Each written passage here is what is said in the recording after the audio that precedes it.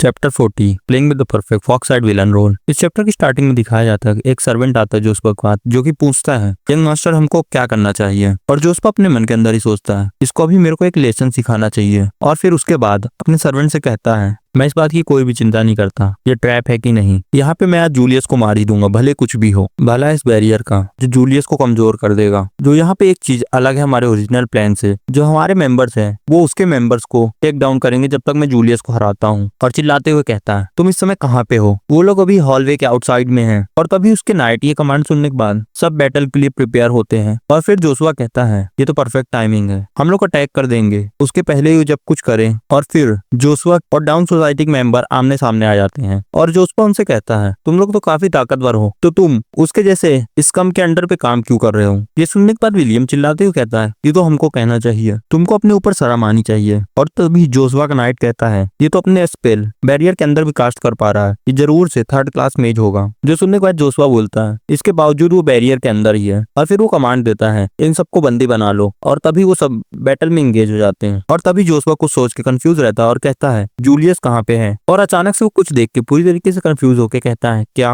और तभी हमको एक इलेक्ट्रिक सॉकेट टाइप का दिखाया जाता है। और जोशुआ नीचे देखता है और उसको पता चलता है कि उसका कोई नाइट उस बिजली से पूरी तरीके से जल चुका होता है। और वो गुस्सा होते हुए कहता है इतनी ज्यादा पावर बैरियर के अंदर और उसके साथ वाला ही आदमी बहुत ही ज्यादा डर रहा होता है, जिसको देख के जोशुआ अपने मन के अंदर ही कहता है ये डरपोक, इसको इस मिशन के बाद भगा दूंगा मैं। और उस अटैक के बाद विलियम बोलता है ये कैसा था। और अगले ही पल में उसके मुंह से खून निकलने लगता है और कहता है डैम दिस बैरियर, ये मेरे को मूव करने में भी दिक्कत कर रहा है। और जोशुआ अपने मन के अंदर ही कहता है ये कमीना अभी भी स्ट्रगल कर रहा है जब कोलैप्स होने वाला है बैरियर के कारण। और वो अपने हॉर्न को देखते हुए कहता है क्या मेरे को इसको इस्तेमाल कर लेना चाहिए, नहीं मुझको इसको जूलियस के लिए बचा के रखना चाहिए। मैं ऐसी चीज इन जैसे स्मॉल फ्राइज के अगेंस्ट नहीं यूज कर सकता, मुझको यहाँ पे एक ओपनिंग ढूंढनी पड़ेगी। और तभी विलियम और जोशुआ अपने सामने आ जाते हैं। भाई देख रहे हो दोनों आए थे मारने जूलियस को और दोनों एक दूसरे से लड़ रहे हैं। और जोशुआ अपने मन के अंदर ही कहता है इसी तरीके से, और वो एक पेड़ फेंक देता है उसकी तरफ, जिसके कारण से विलियम पूरी तरीके से ऑफ गार्ड हो जाता है। और इसी मौके का फायदा उठाते हुए जोशुआ उसके क्लोज आ जाता है। और जो देख के विलियम अपना मैजिक कास्ट करने की कोशिश करता है, मगर जोशुआ उसके ऊपर अटैक कर देता है और वो हंसने लगता है। और अगली पल पता चलता है कि जोशुआ का अटैक विलियम के लग भी चुका होता है, जिससे जो विलियम रहता है वो बहुत ज्यादा इंजर्ड होकर जमीन में गिर जाता है। और जोशुआ उसके गले पे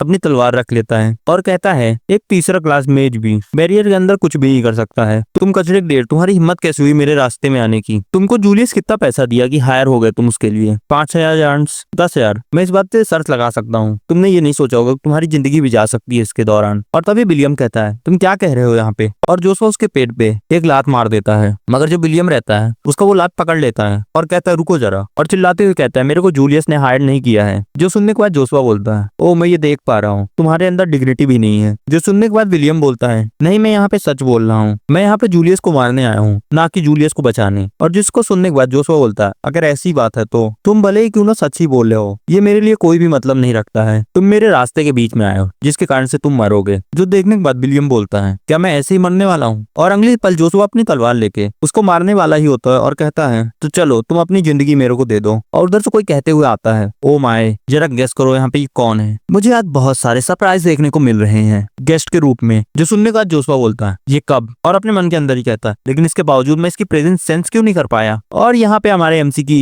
एंट्री हो चुकी होती है। और जिसने इसको गेस कर लिया था तो आप अच्छे से स्टोरी सुन रहे हो और हमारे एमसी को अच्छे से जानते हो। और उसको देखने के बाद जोशुआ बोलता है जूलियस ये राक्षस। और हमारा एमसी नीचे झुकते हुए बोलता है ये मेरे पौधों को किसने तोड़ा। इसको देखने के बाद ऐसा लगता है कि अभी ताजा ताजा ही टूटा है। अगर ऐसी बात ही है तो जो देखने के बाद जोशुआ अपने फाइटिंग स्टैंड में आ जाता है और अपने मन के अंदर ही कहता है ये मेरे को एक भी नहीं डरा रहा है, इस बैरियर के अंदर मैं इसको अपनी स्वॉर्डमैनशिप से अकेले ही हरा दूंगा। और तभी हमारा एमसी उसी मिट्टी को अपने हाथ में लेते हुए कहता है ये मेरे को बहुत ही ज्यादा दर्द दे रहा है क्योंकि मैं इसको बहुत ज्यादा पसंद करता था। और उस मिट्टी को अपने हाथ से गिरा देता है। और कुछ जोशुआ देख के पूरी तरीके से डर जाता है और बोलता है रुको जरा, ये तो यहाँ पे पॉसिबल ही नहीं होना चाहिए, ये बैरियर यहाँ पे काम नहीं आ रहा जैसे इसको आना चाहिए था। और हमारा एमसी एक विलेन बरी हंसी हंसते हुए कहता है तुमको देखने के बाद ऐसा लग रहा है कि तुमको एक और लेसन चाहिए मैनर्स को लेके। जिसको देखने के बाद जोशुआ बोलता है इस लेवल का ऑरा अभी भी बैरियर के अंदर। और यहीं पे चैप्टर खत्म हो जाता है।